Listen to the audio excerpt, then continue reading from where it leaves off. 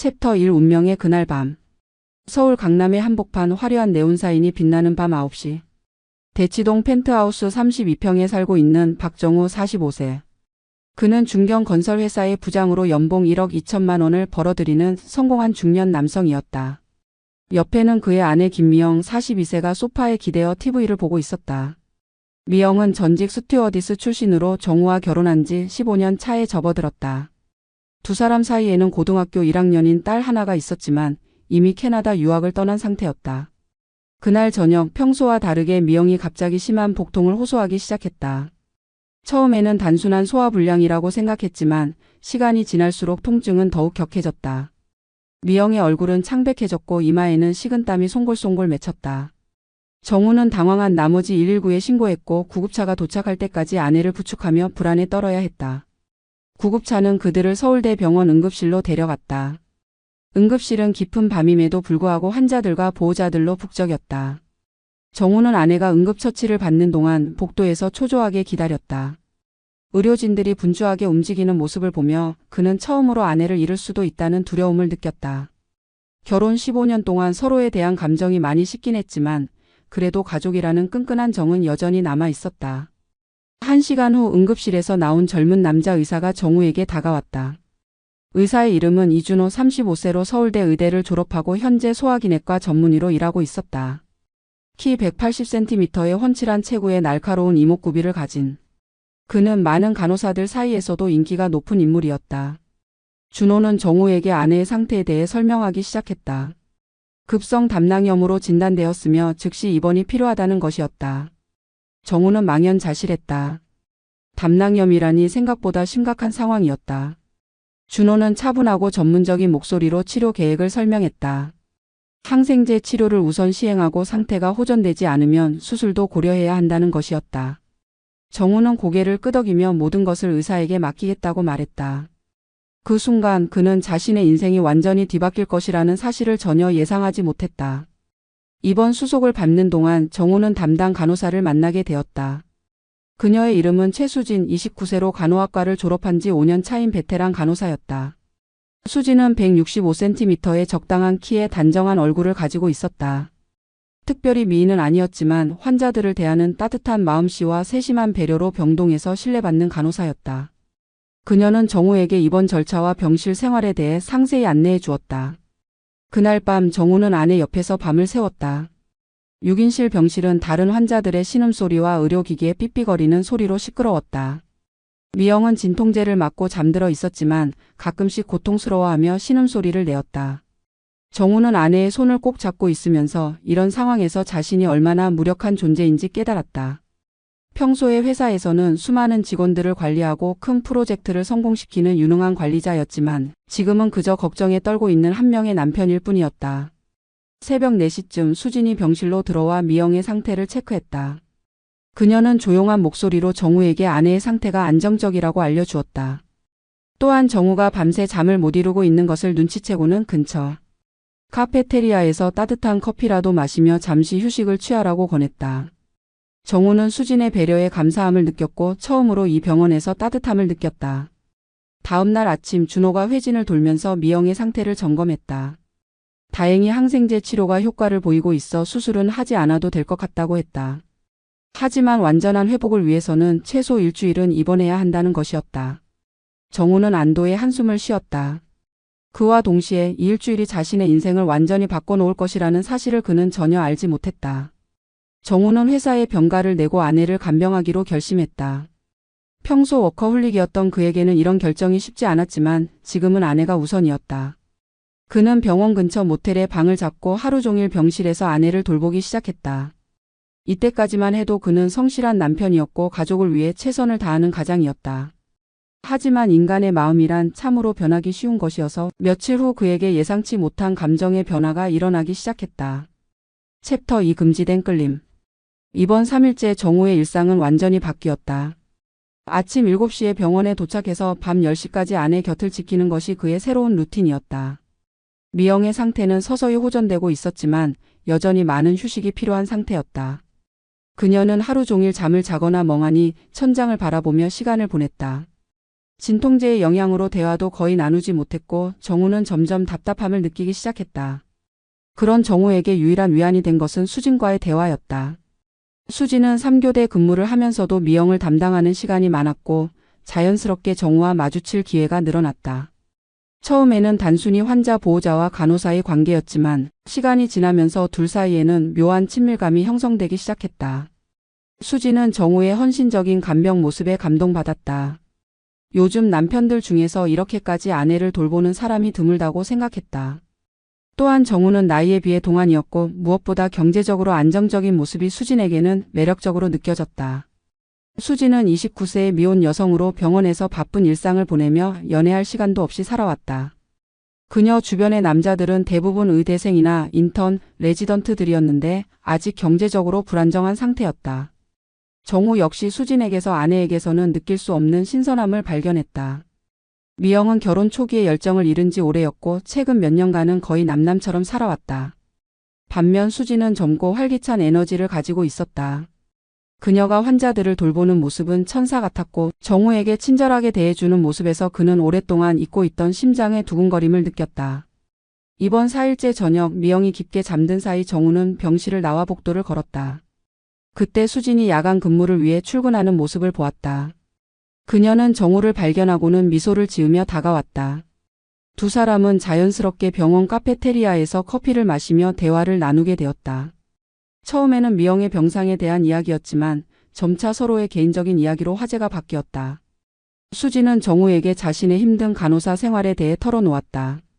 3교대 근무의 고단함, 환자들과 보호자들의 까다로운 요구, 그리고 의사들과의 갈등 등 그동안 누구에게도 말하지 못했던 속마음을 털어놓았다. 정우는 진심으로 그녀의 이야기에 귀를 기울였고 따뜻한 위로의 말을 건넸다. 수진은 이런 따뜻한 관심을 받는 것이 얼마나 오랜만인지 깨달았다. 정우 역시 자신의 이야기를 털어놓기 시작했다. 회사에서의 스트레스, 부하 직원들과의 갈등, 그리고 아내와의 소원해진 관계까지. 특히 미영과의 결혼 생활이 얼마나 메마른지에 대해 솔직하게 이야기했다. 결혼 후 처음 몇 년간은 행복했지만 딸이 유학을 떠난 후로는 집안이 썰렁해졌고 부부간의 대화도 거의 없다시피 했다는 것이다. 그 순간 두 사람 사이에는 묘한 공기가 흘렀다. 서로의 아픔을 이해하고 위로해주는 과정에서 단순한 동정심을 넘어서는 감정이 싹트기 시작한 것이었다. 정우는 수진의 맑은 눈동자를 바라보며 가슴이 뛰는 것을 느꼈고 수진 역시 정우의 성숙한 매력에 이끌리고 있었다. 이날을 시작으로 두 사람의 만남은 일상이 되었다. 수진이 근무하는 날이면 정우는 일부러 그녀와 마주칠 수 있는 시간에 복도를 거닐었고 수진 역시 정우가 있는 병동을 자주 지나다녔다. 다른 간호사들은 이런 모습을 보며 수군거리기 시작했지만 두 사람은 그런 시선들을 무시했다. 이번 5일째 드디어 결정적인 순간이 찾아왔다. 그날 밤 미영은 수면제의 효과로 깊게 잠들어 있었고 정우는 평소처럼 복도로 나왔다. 수진이 야간 근무 중인 것을 알고 있었기 때문이었다. 두 사람은 병원 옥상에서 만났다. 서울의 야경이 내려다 보이는 그곳에서 두 사람은 처음으로 서로의 감정을 솔직하게 털어놓았다. 정우는 수진에게 자신이 느끼는 감정이 단순한 감사함을 넘어서는 것이라고 고백했다. 수진 역시 정우에게 호감을 느끼고 있다고 답했다. 하지만 두 사람 모두 이 감정이 얼마나 위험한 것인지 잘 알고 있었다. 정우에게는 입원해 있는 아내가 있었고 수진에게는 직업적 윤리가 있었다. 그럼에도 불구하고 두 사람은 서로에게 이끌리고 있었고 그 감정을 억누르기 어려웠다. 그날 밤 두 사람은 깊은 포옹을 나누었다. 그것은 단순한 위로를 넘어서는 것이었다. 정우는 오랫동안 느끼지 못했던 설렘을 느꼈고 수진 역시 가슴이 뛰는 것을 멈출 수 없었다. 하지만 두 사람은 더 이상 나아가지는 않았다. 아직 선을 넘을 준비가 되어 있지 않았기 때문이었다. 챕터 3. 비밀스러운 관계의 시작. 이번 6일째 미영의 상태는 크게 호전되었다. 담낭염의 급성기는 지났고 이제는 단순히 회복을 위한 시간만 필요한 상태였다. 준호는 빠르면 이틀 후 퇴원이 가능할 것이라고 알려주었다. 정우는 아내의 회복을 기뻐해야 했지만 한편으로는 복잡한 심정이었다. 퇴원하게 되면 수진과의 만남도 끝나게 될 것이기 때문이었다. 그날 오후 수진이 정우에게 조심스럽게 제안했다. 근무가 끝난 후 병원 근처 카페에서 커피를 마시자는 것이었다.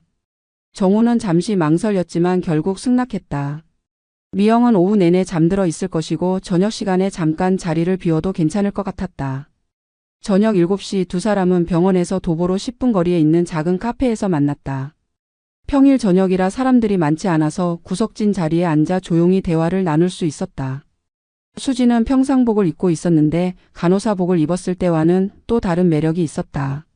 정우는 그녀의 자연스러운 모습에 더욱 끌렸다. 두 사람은 서로의 일상에 대해 이야기했다. 수지는 간호학과 시절의 추억, 첫 취업 후의 어려움 그리고 가족들에 대한 이야기를 들려주었다. 그녀는 부산 출신으로 서울에 올라와 혼자 살고 있었다. 간호사 월급으로는 넉넉하지 않지만 그래도 독립적인 생활을 하고 있다며 씩씩하게 웃었다. 정우는 수진의 당찬 모습에 감탄했다. 자신의 딸과 비슷한 나이임에도 불구하고 이렇게 성숙하고 독립적인 모습이 인상적이었다. 동시에 그는 자신이 느끼고 있는 감정의 복잡함을 깨달았다. 이것이 진정한 사랑인지 아니면 단순히 중년의 위기에서 오는 일시적인 감정인지 확신할 수 없었다. 카페에서의 만남 후 두 사람의 관계는 새로운 단계로 접어들었다. 겉으로는 여전히 환자 보호자와 간호사의 관계를 유지했지만 서로를 바라보는 눈빛은 완전히 달라졌다. 수진이 미영을 돌보는 동안 정우와 눈이 마주치면 두 사람은 알 수 없는 미소를 주고받았다. 이번 7일째 드디어 미영의 퇴원 날이 정해졌다. 내일 오전에 퇴원 수속을 밟고 집으로 돌아갈 예정이었다. 정우는 아내의 회복을 축하해야 했지만 마음 한켠에는 아쉬움이 컸다. 수진과의 만남이 끝나게 되는 것에 대한 두려움이었다. 그날 밤 미영이 잠든 후 정우는 수진을 찾아갔다. 수진은 간호사실에서 야간 근무 중이었다. 다른 간호사들이 없는 틈을 타서 두 사람은 조용히 대화를 나누었다. 정우는 수진에게 내일 퇴원한다는 소식을 전했고 수진은 아쉬워했다. 하지만 두 사람 모두 이 관계가 여기서 끝나서는 안 된다는 생각을 하고 있었다. 수진이 먼저 용기를 냈다. 그녀는 정우에게 자신의 핸드폰 번호를 건네주었다. 정우는 망설였지만 결국 그 번호를 받았다. 그 순간 두 사람은 돌이킬 수 없는 선을 넘었다는 것을 알았다. 하지만 더 이상 자신들의 감정을 억누를 수 없었다. 퇴원 당일 아침 미영은 건강을 되찾고 기분 좋게 집으로 돌아갈 준비를 했다. 그녀는 지난 일주일간 자신을 헌신적으로 돌봐준 정우에게 고마워했다. 또한 친절한 간호사들, 특히 수진에게도 깊은 감사를 표했다. 미영은 수진이 자신을 얼마나 세심하게 돌봐주었는지 그리고 남편과도 친절하게 대해주었는지 칭찬했다. 그 순간 정우는 죄책감을 느꼈다. 아내는 자신을 믿고 고마워하고 있는데 자신은 그녀가 입원해 있는 동안 다른 여자에게 마음을 빼앗겼다는 사실이 부끄러웠다. 하지만 수진에 대한 감정을 포기할 수는 없었다. 그것은 이미 그의 마음 깊숙이 자리 잡고 있었기 때문이었다. 집으로 돌아가는 차 안에서 미영은 정우에게 이번 입원을 통해 많은 것을 깨달았다고 말했다. 건강의 소중함은 물론이고 남편의 사랑도 다시 한번 확인할 수 있었다는 것이었다. 그녀는 앞으로 더 건강한 생활을 하고 정우와의 관계도 더욱 돈독히 하고 싶다고 말했다. 정우는 고개를 끄덕였지만 마음은 복잡했다. 집에 도착한 후 정우는 휴대폰을 확인했다. 수진에게서 문자가 와 있었다. 무사히 집에 도착했는지 묻는 간단한 안부 인사였다. 정우는 잠시 망설이다가 답장을 보냈다. 그 순간부터 두 사람의 비밀스러운 연락이 시작되었다. 정우는 자신이 위험한 길로 들어서고 있다는 것을 알면서도 더 이상 돌아갈 수 없다고 느꼈다. 그의 평온했던 일상은 이미 완전히 뒤바뀌어 버린 상태였다. 챕터 4. 두 번째 불륜의 그림자. 미영이 퇴원한 지 일주일이 지났다. 집에서의 회복은 순조로웠고 그녀는 거의 정상적인 생활을 할 수 있게 되었다. 정우 역시 회사에 복귀해서 밀린 업무를 처리하느라 바쁜 나날을 보냈다. 겉으로 보기에는 모든 것이 평범한 일상으로 돌아간 것 같았지만 정우와 수진의 비밀스러운 만남은 계속되고 있었다. 두 사람은 매주 두세 번씩 만났다. 정우가 회사 일로 늦는다고 핑계를 대고 수진과 병원 근처 카페나 레스토랑에서 만나는 것이 일상이 되었다. 처음에는 단순히 커피를 마시며 대화만 나누었지만 시간이 지나면서 두 사람의 관계는 점점 깊어져 갔다. 정우는 수진에게 작은 선물들을 사주기 시작했고 수진은 그런 정우의 마음을 받아들였다. 한편 미영은 남편의 변화를 눈치채지 못하고 있었다. 오히려 그녀는 최근 정우가 더 다정해진 것 같다고 느꼈다. 병원에서의 간병 생활을 통해 서로에 대한 사랑을 재확인했다고 생각했기 때문이었다. 실제로 정우는 죄책감 때문에 평소보다 미영에게 더 친절하게 대했다. 하지만 그것은 진정한 사랑이 아니라 죄책감에서 비롯된 것이었다. 그러던 어느 날 미영은 정기검진을 위해 다시 서울대병원을 방문하게 되었다. 담당인은 여전히 준호였다. 진료실에서 준호는 미영의 회복 상태를 점검하며 매우 양호하다고 평가했다. 미영은 준호의 전문적이고 친절한 진료에 깊은 인상을 받았다. 그는 단순히 의사로서의 역할을 넘어서 환자의 마음까지 헤아리는 따뜻한 인품을 가지고 있었다. 진료 후 준호는 미영에게 병원 카페에서 차라도 한잔 하자고 제안했다. 의료진이 환자에게 이런 제안을 하는 것은 이례적이었지만 미영은 자연스럽게 받아들였다. 그녀는 준호가 단순히 환자의 회복을 기뻐하는 의사의 마음이라고 생각했다. 카페에서 두 사람은 미영의 건강 상태에 대해 이야기했다. 하지만 점차 대화는 개인적인 영역으로 확장되었다. 준호는 미영에게 자신의 의사가 되기까지의 과정, 현재의 병원 생활에 대해 들려주었다. 미영은 그의 성실하고 열정적인 모습에 감탄했다. 또한 35세의 나이에 아직 결혼하지 않고 오직 의술에만 전념하고 있다는 사실에 묘한 연민을 느꼈다. 미영은 자신의 이야기도 털어놓기 시작했다. 스튜어디스 시절에 화려했던 과거, 결혼 후의 평범한 주부 생활, 그리고 최근 느끼고 있는 삶의 공허함에 대해서까지. 딸이 유학을 떠난 후 집은 너무 조용해졌고 남편과의 대화도 점점 줄어들고 있다고 솔직하게 털어놓았다. 준호는 미영의 이야기를 진심으로 들어주었다. 그는 많은 환자들을 만나면서 중년 여성들의 이런 고민을 자주 들어왔다. 하지만 미영의 경우는 달랐다. 그녀에게는 다른 환자들에게서 느끼지 못했던 특별한 매력이 있었다. 전직 스튜어디스답게 우아한 품격을 유지하고 있으면서도 어딘지 모르게 외로워 보이는 모습이 준호의 마음을 움직였다. 그 첫 만남 이후 미영과 준호의 관계는 조금씩 변화하기 시작했다. 미영은 정기검진이 아님에도 불구하고 병원을 방문하는 일이 잦아졌다. 사소한 몸의 이상을 핑계로 준호를 찾아가는 것이었다. 준호 역시 그런 미영을 반갑게 맞이했다. 의사로서는 환자가 자주 찾아오는 것이 부담스러울 수 있었지만 그는 오히려 미영과의 만남을 기대하고 있었다. 두 사람의 만남은 점차 병원 밖으로 확장되었다. 준호는 미영에게 건강관리에 좋다는 핑계로 병원 근처 산책로를 함께 걷자고 제안했다. 미영은 그런 준호의 배려에 감사했고 두 사람은 정기적으로 만나서 산책을 하게 되었다. 처음에는 의사와 환자의 관계였지만 시간이 지나면서 그 경계는 흐려지기 시작했다. 준호는 미영에게서 자신이 그동안 만나보지 못했던 성숙한 여성의 매력을 발견했다. 그의 주변 여성들은 대부분 비슷한 또래의 간호사나 대학 동기들이었는데 그들과 미영은 완전히 달랐다. 미영은 인생의 쓴맛과 단맛을 모두 경험한 여성의 깊이가 있었고 그런 모습이 준호에게는 신선한 충격이었다. 미영 역시 준호에게서 남편에게서는 느낄 수 없는 것을 발견했다. 정우는 성공한 직장인이지만 어딘가 권위적이고 고압적인 면이 있었다. 반면 준호는 나이가 어리면서도 성숙하고 무엇보다 자신의 이야기를 진심으로 들어주는 모습이 매력적이었다. 그녀는 오랫동안 잊고 있던 여성으로서의 자신감을 준호와의 만남을 통해 되찾기 시작했다. 어느 날 저녁 준호는 미영에게 특별한 제안을 했다. 자신이 아는 좋은 레스토랑에서 저녁을 함께 하자는 것이었다.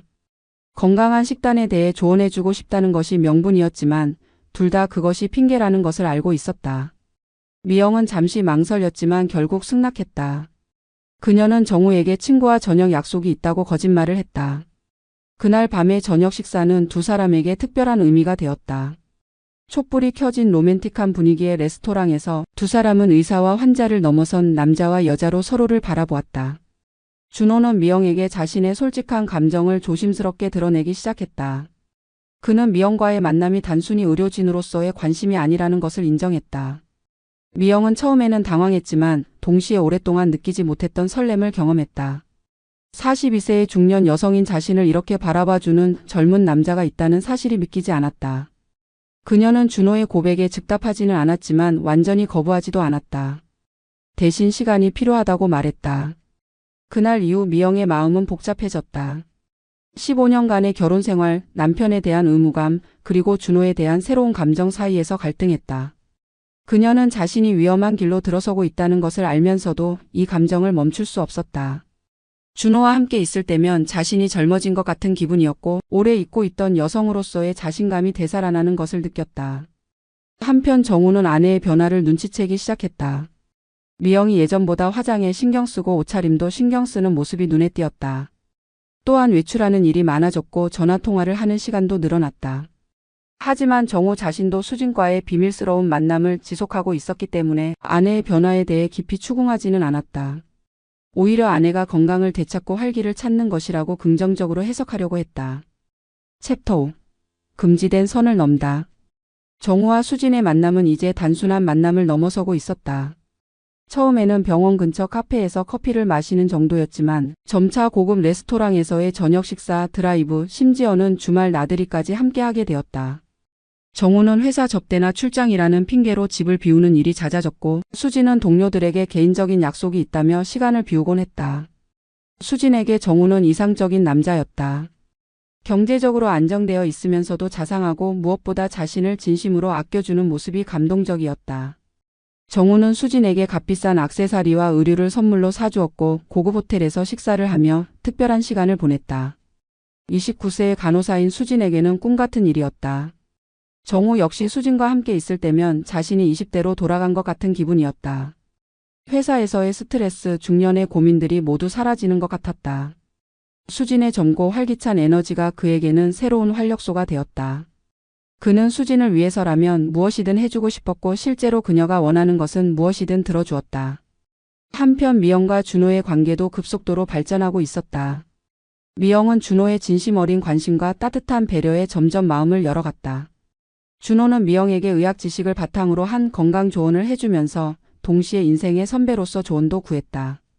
이런 관계가 미영에게는 매우 특별하게 느껴졌다. 준호는 미영과의 만남을 통해 처음으로 진정한 사랑이 무엇인지 깨달았다. 지금까지 만났던 여성들과는 완전히 다른 깊이와 성숙함을 미영에게서 발견했다. 그녀와 대화할 때면 시간 가는 줄 몰랐고 그녀의 웃음소리만 들어도 가슴이 뛰었다. 나이 차이는 문제가 되지 않았다.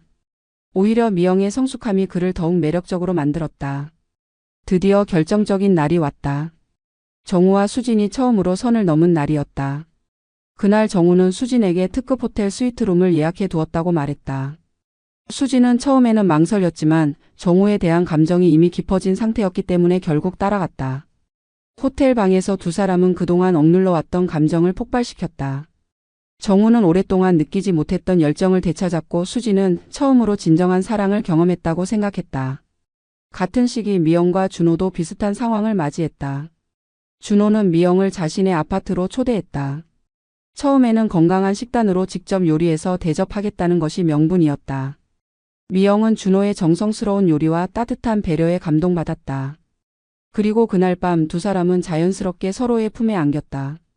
미영은 15년 만에 처음으로 남편이 아닌 다른 남자와 하룻밤을 보냈다. 이렇게 같은 시기에 부부 모두 불륜의 늪에 빠져들었다. 하지만 아직 서로는 상대방의 비밀을 전혀 모르고 있었다. 정우는 아내가 집에서 조용히 기다리고 있을 것이라고 생각했고 미영은 남편이 회사 일로 바쁠 것이라고 생각했다. 각자 자신만의 비밀스러운 사랑을 즐기고 있었던 것이다. 정우와 수진의 만남은 이제 주 23회 정기적으로 이루어졌다. 정우는 수진을 위해 강남의 고급 오피스텔을 얻어주었다. 공식적으로는 수진이 병원과 가까운 곳으로 이사한다는 명목이었지만 실제로는 두 사람만의 비밀스러운 공간이었다. 그곳에서 두 사람은 부부보다 더 친밀한 시간을 보냈다. 미영과 준호 역시 만남의 횟수를 늘려갔다. 준호는 미영에게 의학 세미나나 학회 참석이라는 핑계로 주말에도 만날 수 있다고 제안했다. 미영은 친구들과의 모임이나 문화센터 수업이라는 거짓말로 집을 비웠다. 두 사람은 서울 근교의 펜션이나 조용한 카페에서 만나며 달콤한 시간을 보냈다. 이 시기 두 사람 모두 죄책감을 느끼면서도 멈출 수 없었다. 정우는 아내에게 미안한 마음이 있었지만 수진과 함께 있을 때 행복감을 포기할 수 없었다. 미영 역시 남편을 배신하고 있다는 생각에 괴로웠지만 준호와 함께 할 때 느끼는 설렘과 기쁨이 너무 컸다. 집에서 두 사람은 서로에게 더욱 다정하게 대했다. 이것은 죄책감에서 비롯된 것이었다.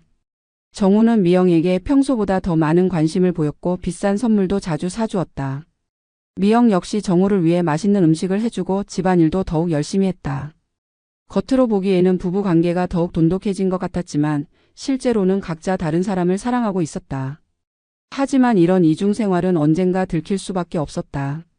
정우는 수진과의 통화나 문자 메시지를 주고받을 때 더욱 조심해야 했고 미영 역시 준호와의 약속을 잡을 때마다 완벽한 알리바이를 만들어야 했다. 두 사람 모두 점점 스트레스를 받기 시작했고 언젠가는 이 모든 것이 발각될 것이라는 불안감에 시달렸다. 특히 수진과 준호는 같은 병원에서 일하고 있었기 때문에 더욱 조심해야 했다. 수진은 동료들에게 정우와의 관계를 절대 들키지 않기 위해 노력했고 준호 역시 미영과의 만남을 극비에 붙였다. 하지만 병원이라는 좁은 공간에서 완전히 비밀을 유지하기는 어려웠다. 일부 동료들이 두 사람의 변화된 모습을 눈치채기 시작했다. 이렇게 네 사람의 복잡한 관계는 점점 더 얽혀갔다. 각자 자신만의 비밀스러운 사랑에 빠져 있었지만 언젠가는 모든 것이 드러날 운명이었다. 그리고 그날이 점점 가까워지고 있었다. 챕터 6. 의심의 씨앗. 불륜이 시작된 지 2달이 지났다. 정우와 미영은 각자의 비밀스러운 관계에 깊이 빠져 있었지만 동시에 서로에 대한 의심도 조금씩 생기기 시작했다. 아이러니하게도 자신이 바람을 피우고 있기 때문에 상대방의 작은 변화도 더욱 예민하게 받아들이게 된 것이었다. 정우가 먼저 아내의 이상한 점을 눈치채기 시작했다. 미영이 예전보다 화장에 신경을 쓰고 새로운 옷들을 자주 사는 모습이 의심스러웠다. 또한 휴대폰을 항상 가까이 두고 있으면서 메시지가 오면 재빨리 확인하는 모습도 이상했다. 전화가 오면 다른 방으로 가서 받는 일도 잦아졌다. 어느 날 저녁 정우는 미영에게 최근 자주 외출하는 이유를 물어보았다. 미영은 당황한 기색을 보이며 친구들과의 모임이 많아졌다고 둘러댔다. 하지만 정우는 그 답변에 확신을 가지지 못했다. 결혼 15년 동안 미영이 친구들과 이렇게 자주 만난 적은 없었기 때문이었다. 미영 역시 남편의 변화를 감지하고 있었다. 정우가 회사 회식이나 출장이라며 집을 비우는 일이 너무 잦아졌다. 또한 평소에는 관심도 없던 외모에 신경을 쓰기 시작한 것도 의심스러웠다. 운동을 시작했다며 헬스장에 등록하고 새로운 향수도 사용하기 시작했다. 가장 결정적인 것은 정우의 휴대폰이었다. 예전에는 휴대폰을 아무렇게나 두고 다녔는데 최근에는 항상 몸에 지니고 다니며 비밀번호도 바꿨다. 미영이 잠깐 휴대폰을 빌려달라고 하면 핑계를 대며 거부했다. 이런 모습들이 미영에게는 매우 의심스럽게 느껴졌다. 한편 병원에서도 변화가 일어나고 있었다. 수진과 준호의 관계에 대한 소문이 조금씩 퍼지기 시작한 것이다. 수진이 최근 들어 명품 가방을 들고 다니고 값비싼 액세서리를 착용하는 모습을 동료들이 눈치챘다. 간호사 월급으로는 감당하기 어려운 것들이었기 때문에 궁금증을 자아냈다. 또한 준호가 특정 환자, 즉 미영에게만 유독 친절하고 관심을 보이는 모습도 다른 의료진들의 주목을 받았다. 보통 의사들은 환자와 일정한 거리를 두고 전문적인 관계를 유지하는데 준호는 미영에게만큼은 예외적으로 개인적인 관심을 보였다. 병원 간호사들 사이에서는 수진이 부자 남자친구를 만났다는 소문이 돌기 시작했다. 그리고 일부는 그 남자가 기혼자일 가능성이 높다고 추측했다.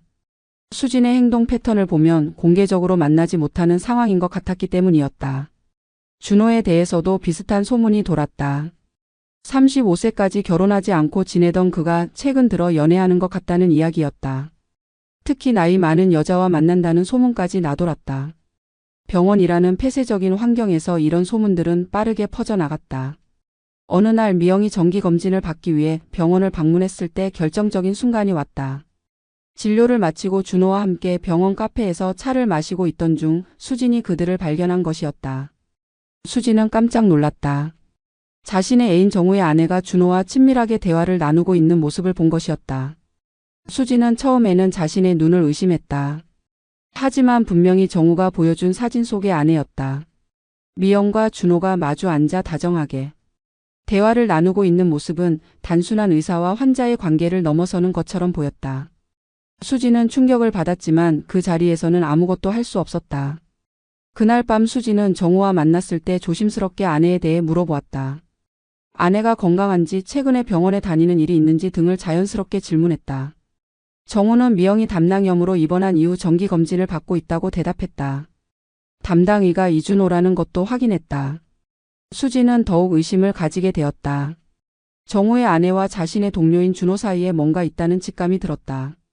하지만 확실한 증거가 없었고 무엇보다 자신도 기혼자와 불륜을 저지르고 있는 상황에서 이런 의심을 표현하기는 어려웠다. 한편 준호도 이상한 낌새를 눈치채기 시작했다. 병원 동료들이 자신을 바라보는 시선이 달라진 것 같았고 특히 수진이 자신을 유심히 관찰하는 것 같았다. 또한 수진이 최근 들어 명품을 착용하고 다니는 모습도 의심스러웠다. 간호사 월급으로는 어려운 일이었기 때문이다. 어느 날 우연히 수진이 누군가와 통화하는 모습을 본 준호는 큰 충격을 받았다. 수진이 오빠라고 부르며 다정하게 통화하는 모습을 본 것이었다. 그 목소리에는 연인 사이에서만 나올 수 있는 달콤함이 있었다. 준호는 수진에게 남자친구가 있다는 것을 처음 알았다. 더욱 충격적인 것은 그 다음이었다. 수진이 통화를 마친 후 혼자 중얼거리는 말을 우연히 들은 것이었다. 정우 오빠는 언제나 나한테만 잘해줘라는 말이었다. 준호는 그 순간 모든 것을 깨달았다.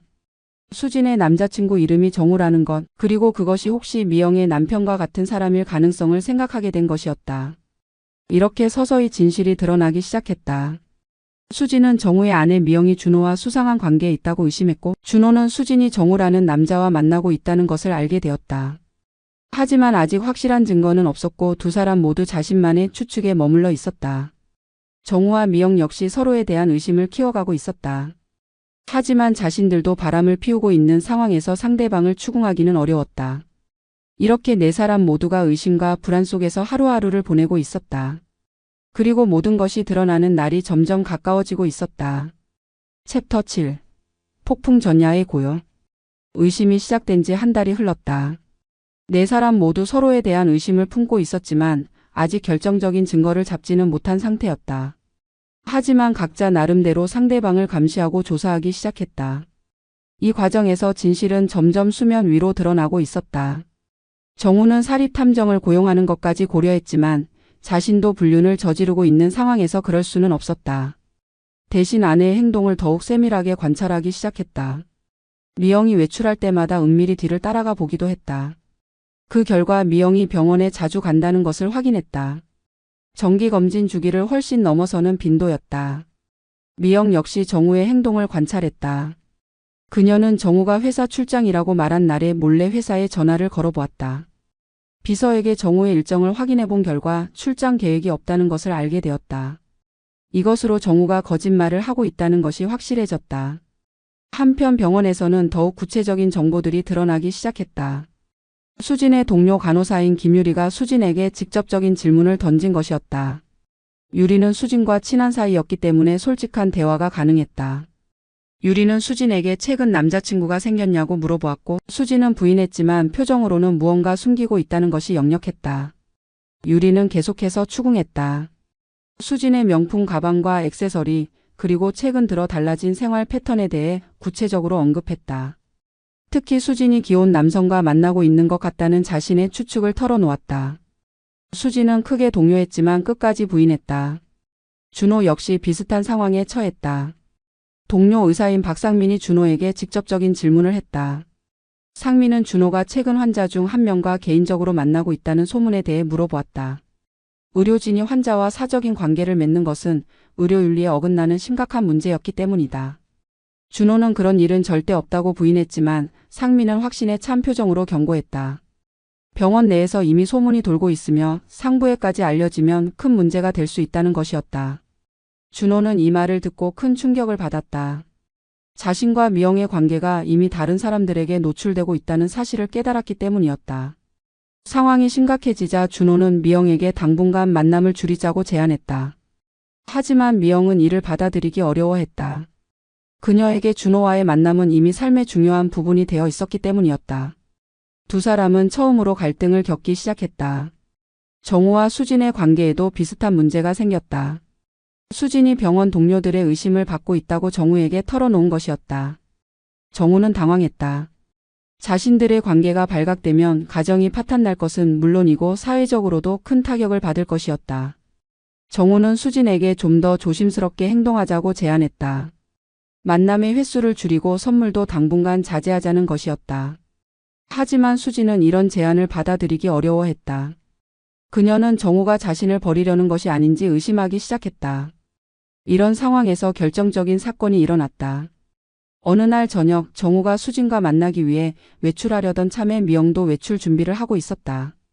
두 사람은 서로의 외출에 대해 의심스러운 눈초리를 보냈지만 직접적으로 추궁하지는 못했다. 그날 밤 우연의 일치로 정우와 미영은 모두 같은 병원 근처에 있었다. 정우는 수진과 병원 근처 호텔에서 만나고 있었고 미영은 준호와 병원 근처 카페에서 시간을 보내고 있었다. 두 사람 모두 상대방이 바로 근처에 있다는 것을 전혀 몰랐다. 더욱 아이러니한 것은 수진과 준호가 같은 시간에 각각의 불륜 상대와 만나고 있다는 사실이었다. 같은 병원에서 일하는 동료로서 서로의 상황을 전혀 모르고 있었던 것이다. 이 무렵 미영은 정우의 휴대폰을 몰래 확인해 볼 기회를 얻었다. 정우가 샤워하는 동안 침실에 둔 휴대폰의 비밀번호를 우연히 알게 된 것이었다. 미영은 심장이 뛰는 것을 느끼며 정우의 메시지를 확인해 보았다. 그 순간 미영은 경악했다. 수진이라는 이름으로 저장된 연락처에서 온 수많은 달콤한 메시지들을 발견한 것이었다. 오빠 보고 싶어요. 오늘 밤에도 만날 수 있죠? 사랑해요 같은 내용들이었다. 미영은 충격으로 인해 거의 실신할 뻔했다. 동시에 정우도 미영의 비밀을 알게 되었다. 미영이 외출한 사이 집에서 그녀의 가방을 정리하던 중 병원 진료 예약 확인서를 발견한 것이었다. 그런데 그 예약 횟수가 정상적인 정기검진을 훨씬 초과하는 것이었다. 더욱 충격적인 것은 이준호 의사와의 개인적인 메모가 적힌 수첩을 발견한 것이었다. 그 수첩에는 준호와의 만남 일정, 그가 좋아하는 음식, 선호하는 장소 등이 자세히 기록되어 있었다. 이것은 단순한 환자와 의사의 관계를 넘어서는 것이었다. 정우는 분노와 배신감으로 몸이 떨렸다. 하지만 두 사람 모두 즉시 상대방을 추궁하지는 못했다. 자신들도 똑같은 잘못을 저지르고 있었기 때문이었다. 이런 상황에서 상대방을 비난할 수는 없었다. 대신 두 사람은 각자 자신만의 방법으로 상대방의 불륜을 더 자세히 파악하려고 노력했다. 정우는 이준호가 누구인지 조사하기 시작했다. 병원 홈페이지를 통해 그의 프로필을 확인하고 심지어 병원에 직접 가서 그의 모습을 확인해 보기도 했다. 준호가 자신보다 7살 어린 잘생긴 의사라는 사실을 알게 되자 더욱 분노했다. 미영 역시 수진에 대해 조사했다.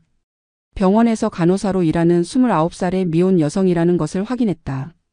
자신보다 13살이나 어린 여자와 남편이 바람을 피우고 있다는 사실에 분노와 절망감을 느꼈다. 이렇게 두 사람은 서로의 불륜 사실을 확인했지만 아직 직접적인 대결은 하지 않고 있었다. 하지만 집안의 분위기는 점점 차가워져 갔다. 서로를 바라보는 시선에는 의심과 분노가 가득했고 대화도 점점 줄어들었다. 그러던 중 운명적인 날이 다가왔다. 모든 것이 한꺼번에 터지게 될 그 날이 바로 코앞에 다가온 것이었다. 챕터 8. 파국의 서막. 불길한 예감은 현실이 되었다. 그 운명적인 날은 토요일이었다. 정우는 수진과 만나기 위해 회사에 급한 일이 생겼다고 거짓말을 했고 미영은 준호와 만나기 위해 대학 동창 모임이 있다고 핑계를 댔다. 두 사람 모두 상대방의 거짓말을 알고 있었지만 자신도 거짓말을 하고 있었기 때문에 아무 말도 할 수 없었다. 그날 오후 2시 정우는 강남의 고급 호텔 로비에서 수진을 기다리고 있었다. 수진은 평소보다 30분 늦게 나타났는데 얼굴에는 심각한 표정이 떠 있었다. 그녀는 정우에게 중요한 이야기가 있다고 말했다. 호텔 카페에 앉은 수진은 정우에게 충격적인 소식을 전했다. 병원에서 자신들의 관계에 대한 소문이 본격적으로 퍼지기 시작했다는 것이었다. 더욱 심각한 것은 간호부장이 수진을 불러서 개인 면담을 했다는 것이었다. 간호부장은 수진에게 최근 행동에 대해 의문을 표했고 혹시 환자 보호자와 부적절한 관계를 맺고 있는 것은 아닌지 직접적으로 물어보았다고 했다. 정우는 큰 충격을 받았다. 상황이 이렇게 심각해질 줄은 몰랐다. 수진은 계속해서 불안한 표정으로 말했다. 만약 병원 측에서 본격적인 조사를 시작한다면 자신의 직장을 잃을 수도 있고 정우의 신분도 밝혀질 수 있다는 것이었다. 같은 시간 미영과 준호는 서울 외곽의 조용한 카페에서 만나고 있었다. 준호 역시 심각한 표정으로 미영에게 병원 상황에 대해 이야기하고 있었다. 동료 의사들 사이에서 자신과 미영의 관계에 대한 의심이 커지고 있다는 것이었다. 준호는 미영에게 솔직하게 털어놓았다. 과장이 자신을 불러서 최근 특정 환자와 지나치게 친밀한 관계를 유지하고 있다는 소문에 대해 경고했다는 것이었다. 의료진의 직업 윤리에 어긋나는 행위라며 심한 질책을 받았다고 했다. 미영은 당황했다.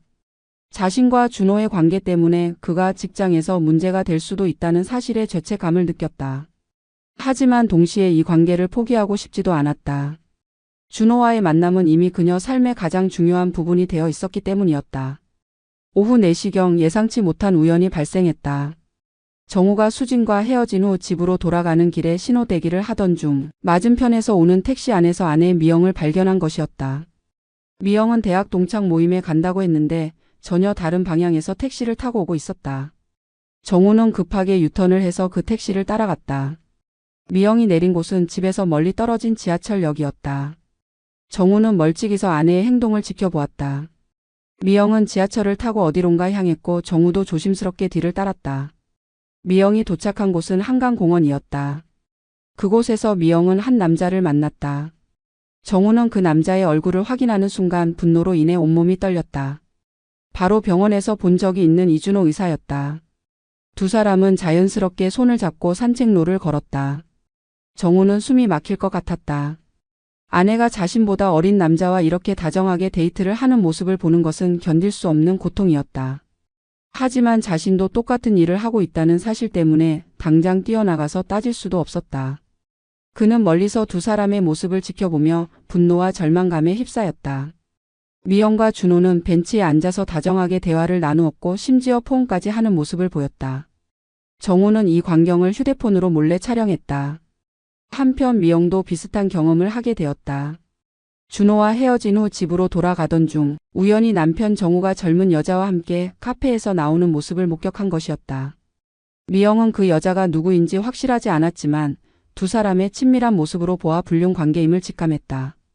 미영은 급하게 택시에서 내려서 두 사람을 따라갔다. 정우와 그 여자는 지하철을 타고 이동했고 미영도 조심스럽게 뒤를 따랐다. 그들이 도착한 곳은 한 아파트 단지였다. 두 사람은 아파트 입구에서 키스를 나눈 후 헤어졌다. 미영은 그 아파트가 어디인지 확인했고 나중에 조사해보니 수진이라는 간호사가 살고 있는 곳임을 알게 되었다. 그제서야 미영은 모든 것을 깨달았다. 남편이 자신이 입원했던 병원의 간호사와 바람을 피우고 있다는 것을. 그날 밤 집으로 돌아온 두 사람은 서로를 바라보며 복잡한 심정이었다.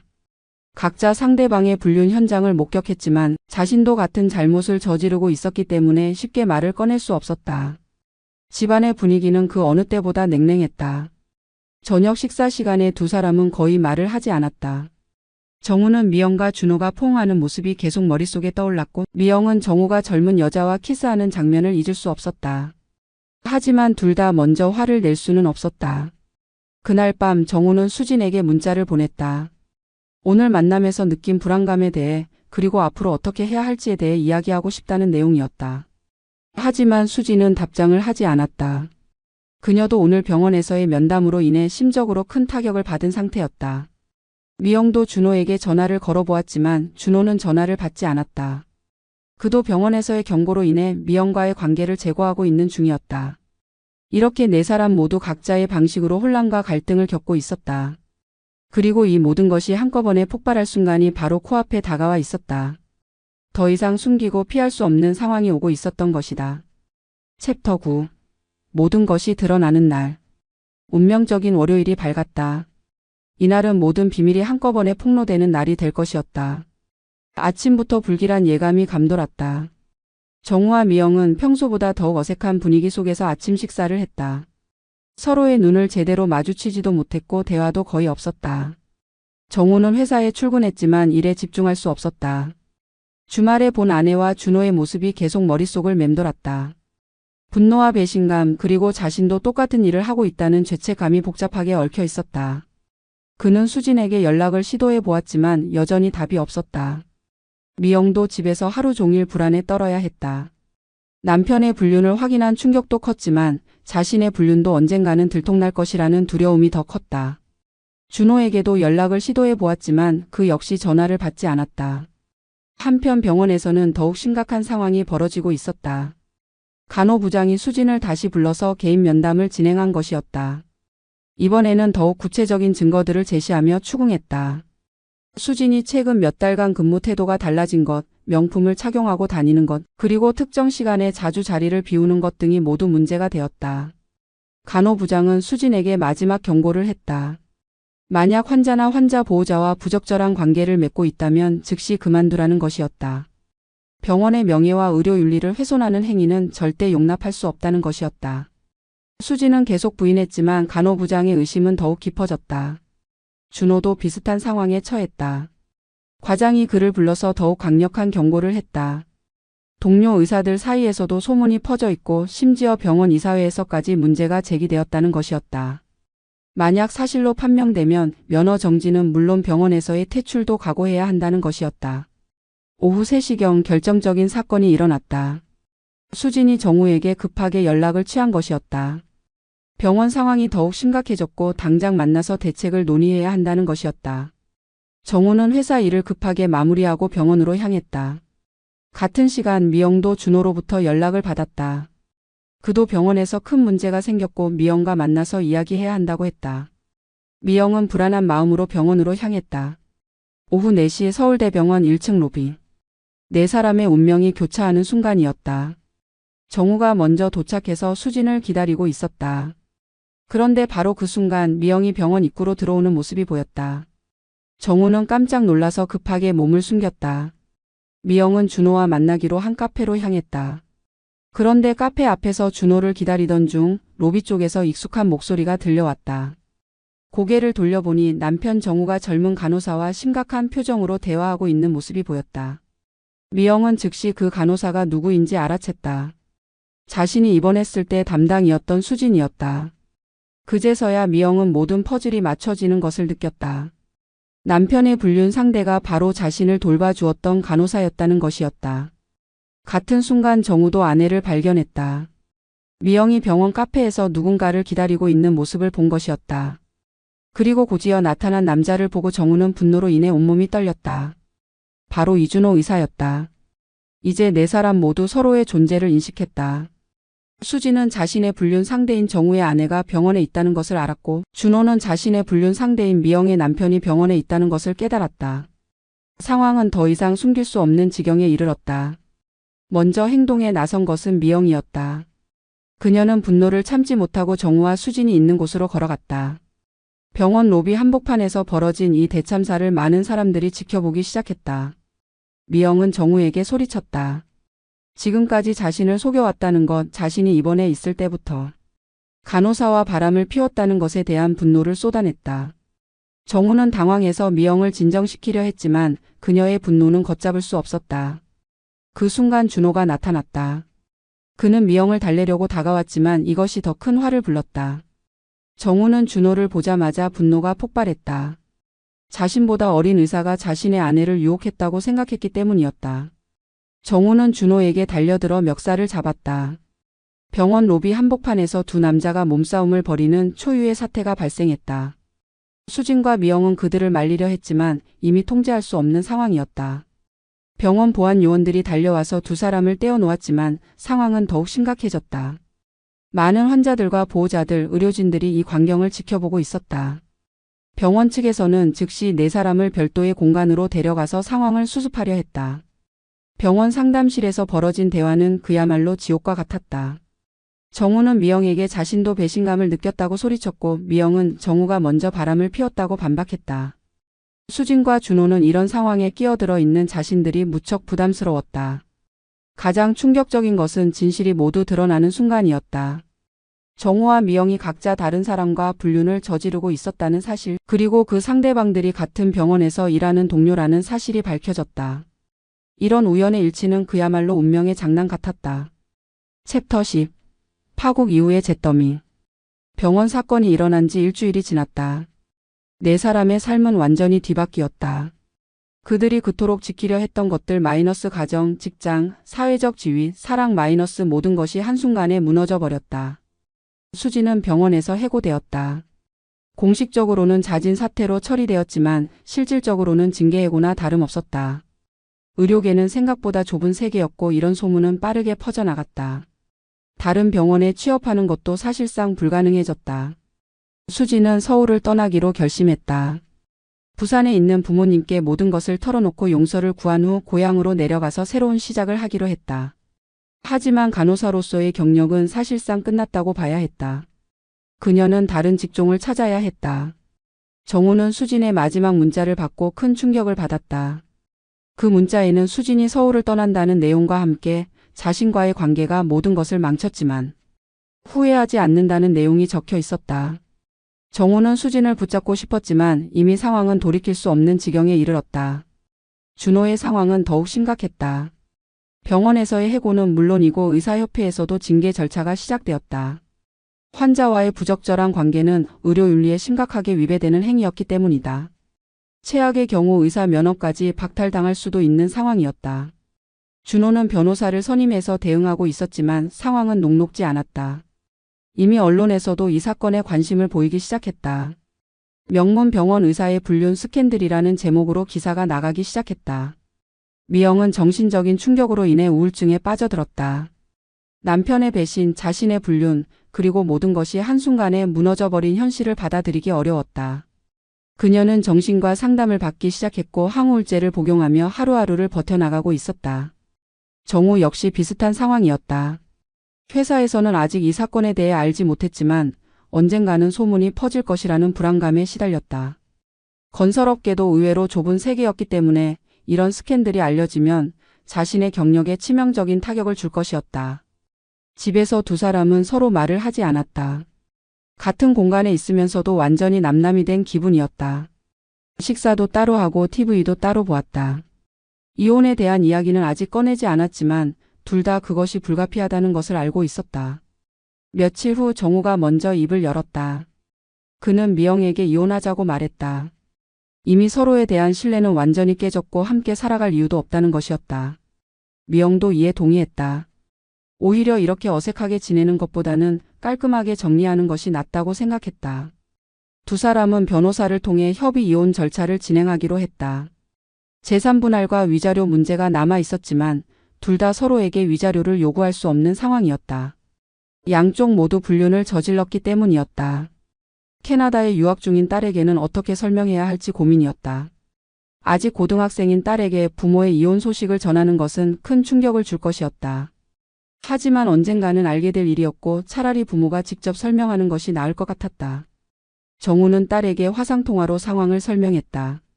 딸은 처음에는 믿을 수 없다는 반응을 보였지만 점차 현실을 받아들였다. 그녀는 부모 모두를 사랑하지만 이혼이 불가피하다면 받아들이겠다고 말했다. 하지만 목소리에서는 깊은 상처와 실망감이 묻어났다.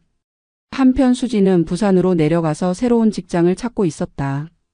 간호사로는 취업이 어려웠지만 다른 일이라도 해서 생계를 유지해야 했다. 그녀는 작은 카페에서 아르바이트를 시작했다. 서울에서의 화려했던 생활과는 천지 차이였지만 이것이 자신이 치러야 할 대가라고 생각했다. 준호는 의사 면허 박탈 위기에서 겨우 벗어났다. 변호사의 노력으로 면허 정지 1년으로 처벌이 결정되었다. 하지만 이미 의료계에서의 평판은 완전히 망가진 상태였다. 그는 1년 후 복귀할 수 있을지도 확신할 수 없었다. 준호는 미영에게 마지막 편지를 썼다. 자신 때문에 미영의 가정이 파탄났다는 죄책감, 그리고 진정으로 사랑했다는 고백이 담긴 편지였다. 하지만 그 편지를 보내지는 않았다. 이미 모든 것이 끝난 상황에서 미영에게 더 이상의 고통을 주고 싶지 않았기 때문이었다. 이혼 절차는 생각보다 빠르게 진행되었다. 두 사람 모두 빨리 정리하고 싶어 했기 때문이었다. 재산은 반씩 나누기로 했고 딸의 양육권은 미영이 갖되 양육비는 정우가 부담하기로 했다. 이혼이 성립된 날 두 사람은 각자 다른 길을 걸었다. 정우는 펜트하우스에 그대로 남았고 미영은 강남의 작은 아파트로 이사를 갔다. 15년간의 결혼 생활이 이렇게 끝을 맺었다. 에필로그 3년 후의 모습. 3년이 흘렀다. 그 치명적인 사건 이후 네 사람은 각자 다른 삶을 살고 있었다. 정우는 여전히 같은 회사에 다니고 있었다. 다행히 그의 불륜 스캔들이 회사에까지 알려지지는 않았다. 하지만 그는 이전과 같은 활력을 잃었다. 혼자 사는 펜트하우스는 너무 넓고 적막했다. 그는 가끔 수진을 떠올리곤 했지만 연락을 시도하지는 않았다. 정우는 새로운 여자를 만나려고 시도해보기도 했지만 쉽지 않았다. 이미 50에 가까운 나이였고 이혼남이라는 꼬리표가 부담스러웠다. 무엇보다 수진과의 관계가 남긴 상처가 아직 아물지 않았다. 미영은 작은 꽃집을 운영하고 있었다. 이혼 후 새로운 일을 찾던 중 우연히 플로리스트라는 직업을 알게 되었다. 꽃을 다루는 일은 그녀에게 위로가 되었고 점차 작은 규모나마 사업을 시작할 수 있었다. 미영은 준호를 완전히 잊지는 못했다.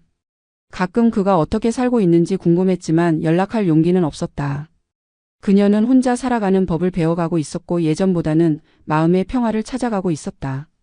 수지는 부산에서 작은 베이커리를 운영하고 있었다. 간호사 일을 포기한 후 제빵을 배웠고 이제는 동네에서 유명한 빵집 사장이 되었다. 경제적으로는 여전히 어려웠지만 정신적으로는 훨씬 안정되었다. 수지는 가끔 서울에서의 생활을 떠올렸다.